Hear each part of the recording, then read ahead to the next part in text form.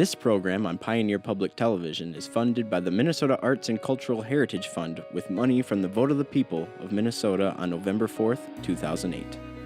Additional support provided by Mark and Margaret Yakel-Julien in honor of Shalom Hill Farm, a nonprofit rural education retreat center in a beautiful prairie setting near Windham in southwestern Minnesota.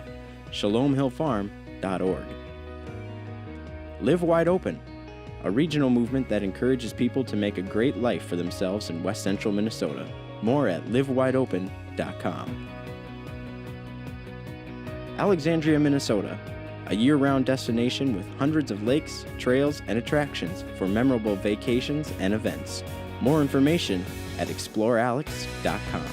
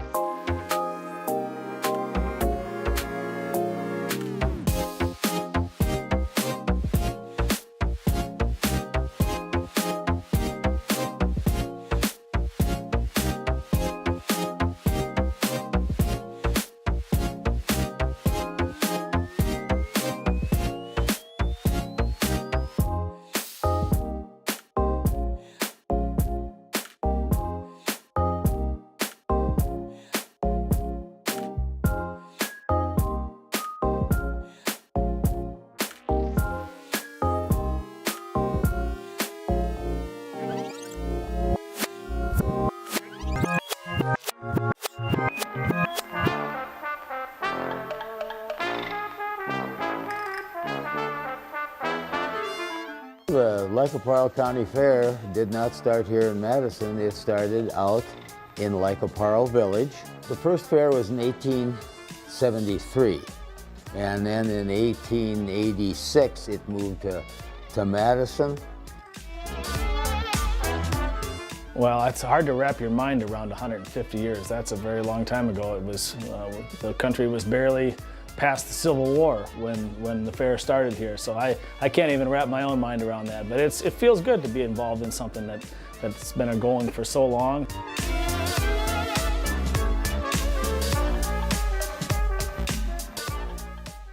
In the late 19th century and early 20th century, county fairs played two primary roles. I think the first was, yes, it was a social gathering for people who might not have opportunity to socialize in other places. But the second purpose, and I think the most important purpose, was its educational purpose. County fairs were a way to disseminate information to the rural population and to farmers.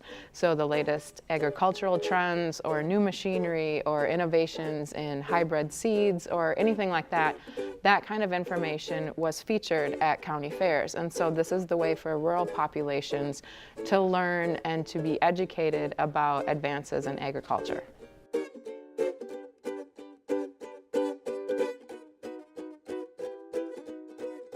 The University of Minnesota Extension Service came into being in 1909. So they didn't need fairs to be so much educational, and so their purpose shifted to more entertainment. And so you see the rise of a lot more entertainment acts coming to fairs. And as fairs become more of an entertainment affair, the type of entertainment changes. You also see these entertainment acts bringing in the latest technology, which is also a reflection of the larger culture. So, for example, at the 1890 Lycopharl County Fair, a hot air balloonist is featured for the first time, and this is a novel thing.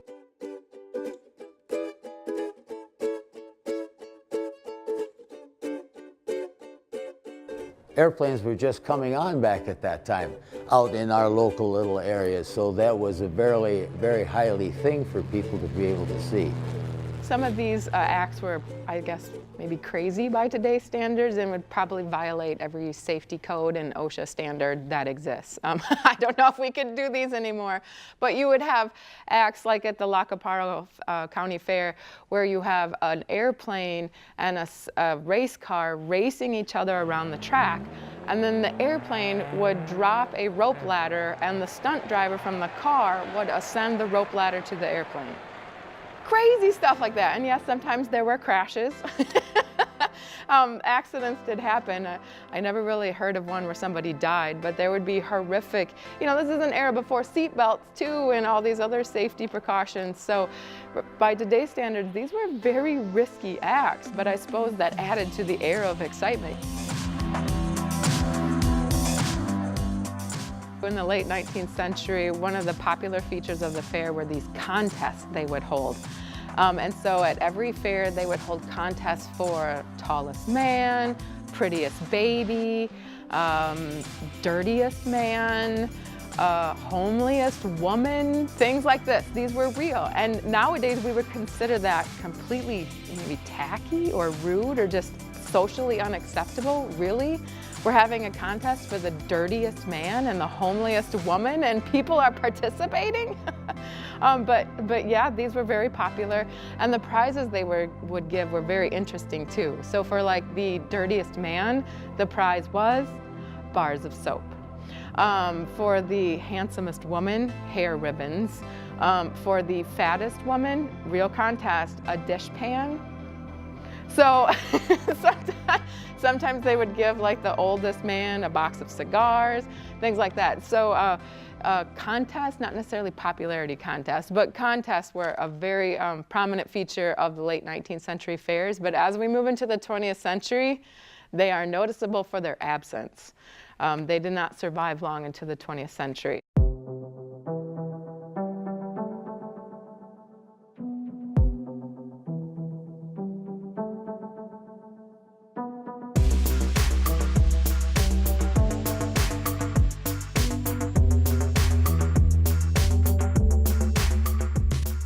Out of our office, we've got a few unique things. We've got a poster here that was given to us. I believe it's 1943. We had acrobats. We had a circus. We had Andy's Circus. We had the Flying High Review livestock sale. Horse show was big back then. Horse racing. The pace race, and what paid $225 to win. The finest display of livestock in western Minnesota. Horses, cattle, chickens, hogs, sheep. Big women's department. And admission was 50 cents, and you could park your auto for 25 cents. And still, just like we are now, kids under 12 are free. This one is from 1965. Back in the day, they used to give away a car. They sold tickets and gave away a car. That was this one. Oh, this was 63, I'm sorry.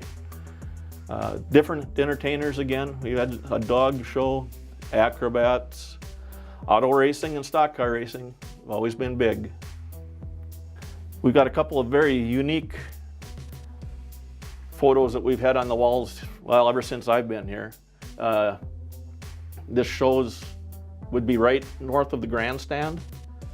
This would be like where the Faith Lutheran lunch stand is right now. Our wildlife building is, I believe, this one right here. And it's from back in the 1920s. If you look at it closely, well, everybody has a suit on. All the guys have suits on, ladies have long dresses. The kids are all dressed up. It was a big event back then. Still is today. And this was probably from the same time frame. This is still our cattle barn back here, and our fair board office sits here. Cargill is right over here now.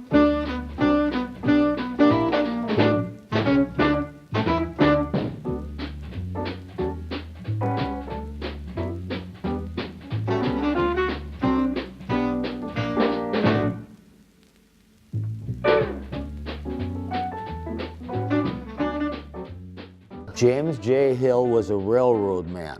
He was invited here. because the railroads were very important back at that time.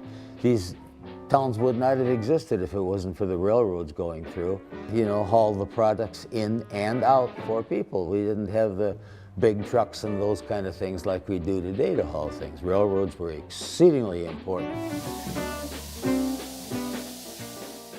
Another thing that was here at the county fair that was really exciting for people, there was a gentleman by the name of Cedric Adams who was out here to the county fair. Now, Cedric Adams was a news broadcaster of WCCO out of Minneapolis, St. Paul, and I think everybody listened to Cedric's news in the evening back at that time, and he was out to the county fair. I know that was a big hit for the people to have Cedric Adams come to the Lycopharl County Fair.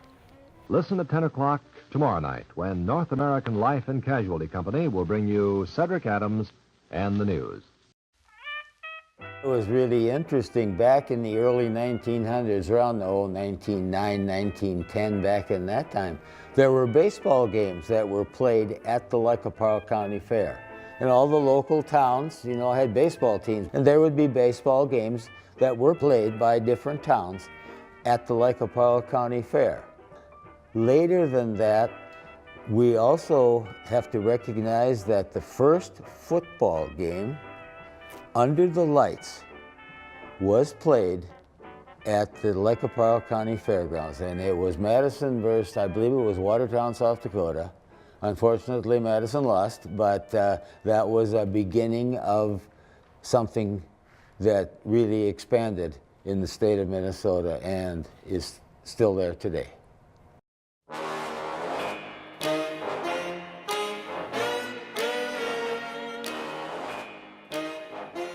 Entertainment companies that would come in and provide the midway rides or the midway acts sometimes would supply additional acts that were not necessarily advertised. I remember coming across references to obscene sideshows were a problem at some of these county fairs. And it was brought to the attention of the fair board that certain entertainment companies were providing obscene sideshows, perhaps like burlesque dancing or illegal gambling was going on. And the fair board, once that was brought to the fair board's attention, they would try to crack down on all these obscene sideshows that were going on, or the illegal gambling that was taking place, and asking people to report them, and they would be investigating different companies. Sometimes then they would advertise the next year that this is a family-friendly carnival company that would come in, emphasizing that they were trying to eliminate some of these obscene sideshows and questionable lewd acts that were also brought in by the midway companies.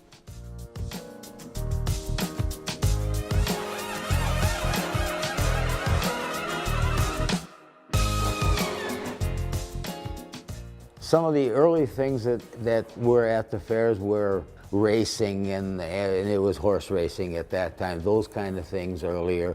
And then as motors developed and those kind of things, and the fairgrounds expanded, got bigger, and more people came, it was horse racing, and then now it's generated all into car racing. And so that's very predominant now.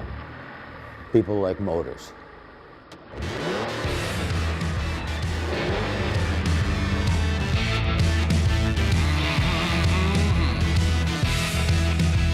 I'm running down the road, baby.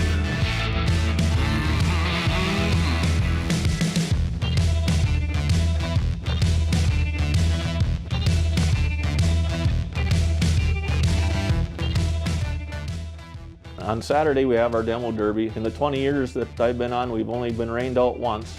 It draws competitors from North Dakota, South Dakota, southern Minnesota. It's a lot of fun. It brings people out.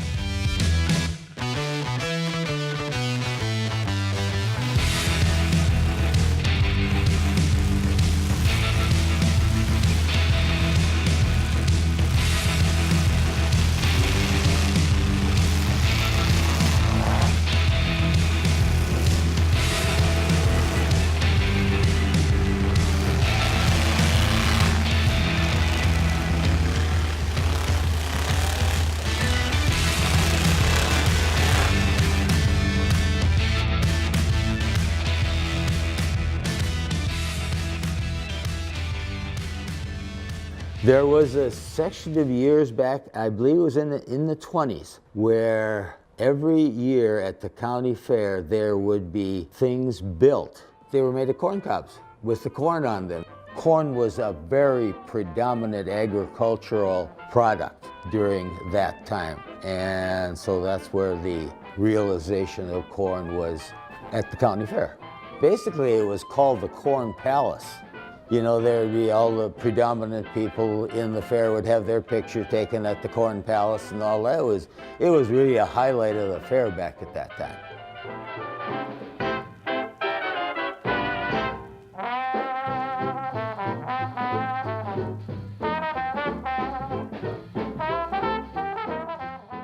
We have been called, because we're the last fair in the state of Minnesota. Every other county fair, we are the last one, and all other county fairs are basically done before Labor Day weekend, but ours is after, and that's very much tradition here. And somewhere back, and I don't know exactly where, we became called the Little Minnesota State Fair. I think we probably adopted that name ourselves.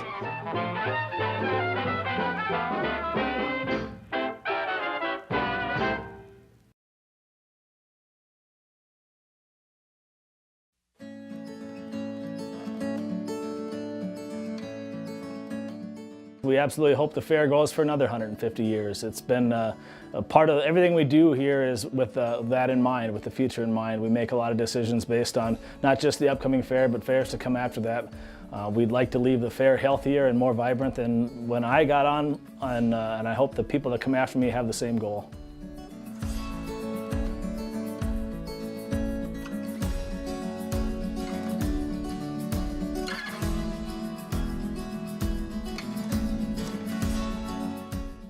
I think the county fairs that continue for over 100 years, over the century, over the decade, it's been for a number of reasons.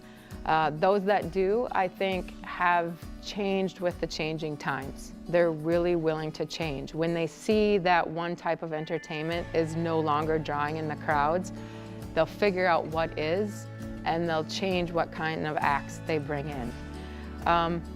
Another thing is strong community support. You have to have strong community support to keep your county fair going.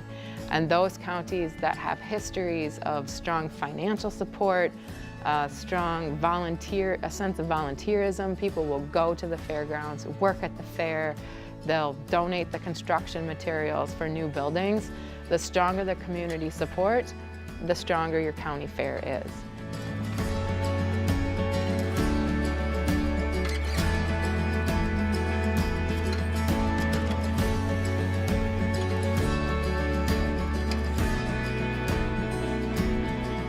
The fair in Lac-qui-Parle County is almost like a gathering point.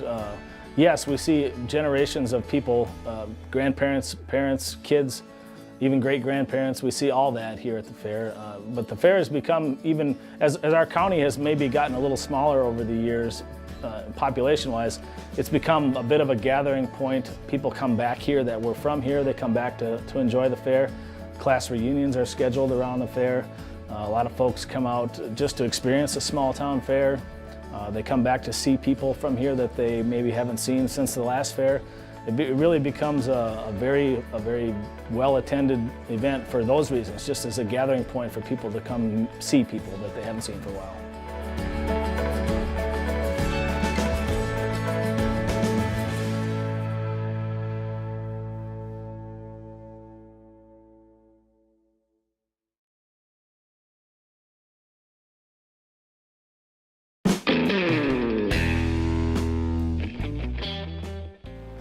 In school, they were saying, oh, this communists are going to take over the country. 8 years, they got this whatever it is, and pretty soon they'll be in and run the country without even going to war. They'll infiltrate this and this. And I thought, God, I told one of my friends, gotta go because fight the communists because they're going to be taking over the country in 8 years. And I enlisted in the Marine Corps in 1965. We left on ship, went over there to Okinawa for 2 months. Guerrilla warfare training, getting ready for Vietnam. I went to Vietnam, so I was gone for 1.5 years.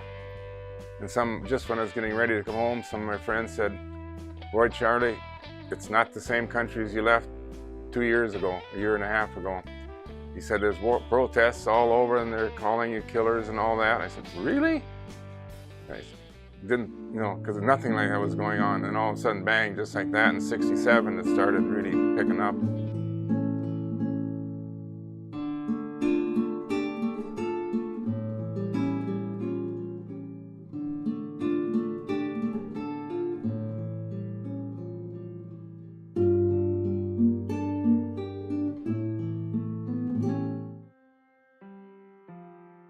My mother wrote me a letter, said, "Can we send you anything, Charles?" I said, "No, don't need to send me nothing.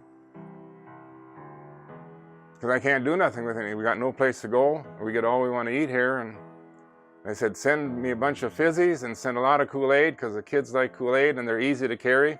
I can carry a whole bunch in my pocket and just hand out because everybody you go by was wanting to give you something." So then I'd give them some Kool-Aid and that. So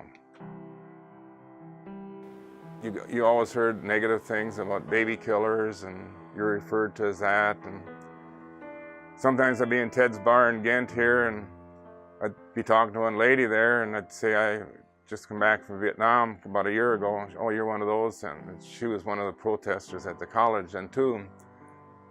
And she'd start telling her how much of a murderer I was, and then only thing I'd come with is those kids that I gave the food to that were starving, and I'd hand out the stuff, and they said how we'd come with, I'd bring them some some food and that, and they'd come running to us because they wanted to see us so bad.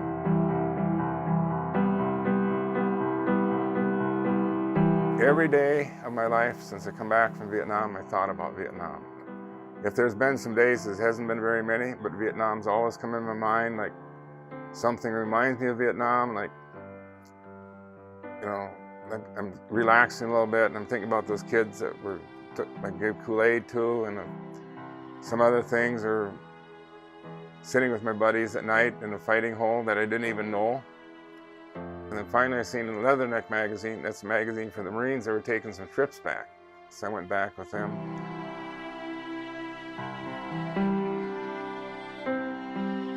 And on my trips back, I started picking up stuff from the war, and pretty soon it got to be more and more, and pretty soon now it's turning into what it is.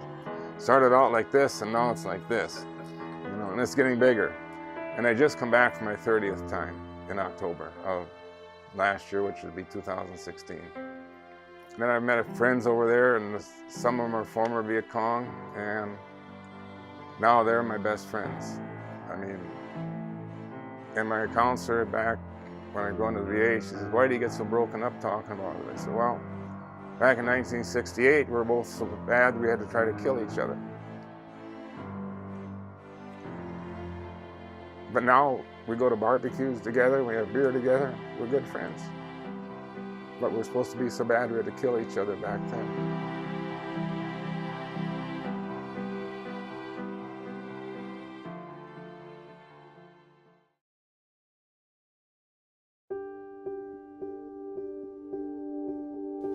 Amitakyapi. Greetings, my relatives. When I was growing up, my dad would often regale us with his stories of Unktomi, the trickster story, or other Hitunkakapi stories.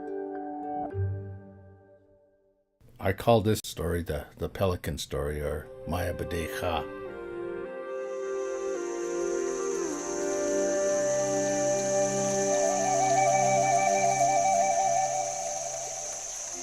It seems that there was a Dakota camp on a high hill above Bede Hadakia, or Lake Traverse. What was unique about this was that there was a trained pet Badecha, a pelican, in this camp.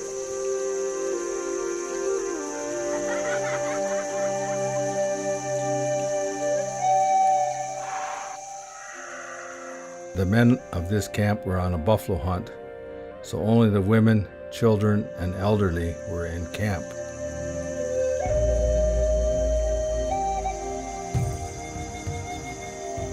Someone spotted a Kakatoa war party paddling down the lake from the north.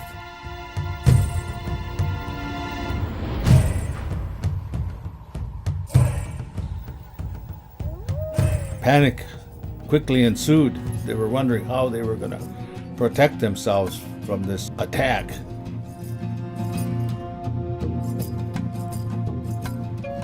Someone came up with the idea of putting a wapaha or a war bonnet tied onto this pelican and have him sit inside the chief's teepee.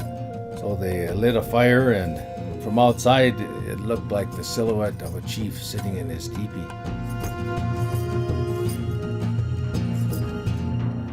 After this, the rest of the camp members took refuge to hide in a nearby wooded coulee. And sure enough, the Kakatoa attacked. And of course, the first day one they attacked was the chief's teepee.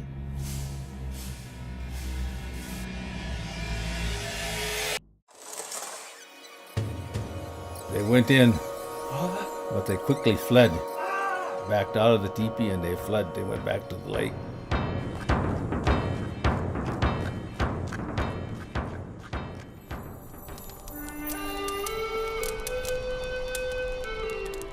The Dakota suspected that the Kakatoa became convinced of the greater spiritual medicine of the Dakota by seeing that the chief changed into a pelican, shape-shifted. Thus the pelican was credited with saving the Dakota camp, and this hill became known as Maya-Badeha, Pelican Hill. Ohachitu mitake wasi. Pidamaido.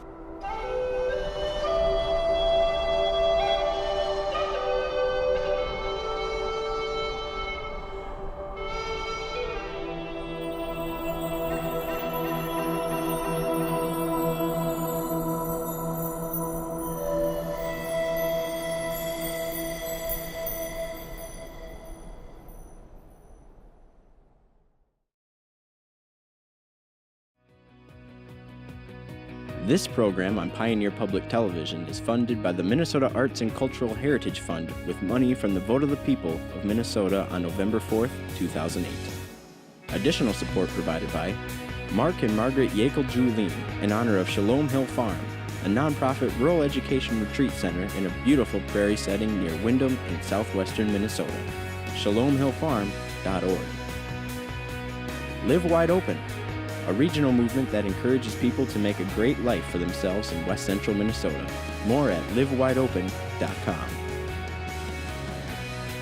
Alexandria, Minnesota, a year-round destination with hundreds of lakes, trails, and attractions for memorable vacations and events.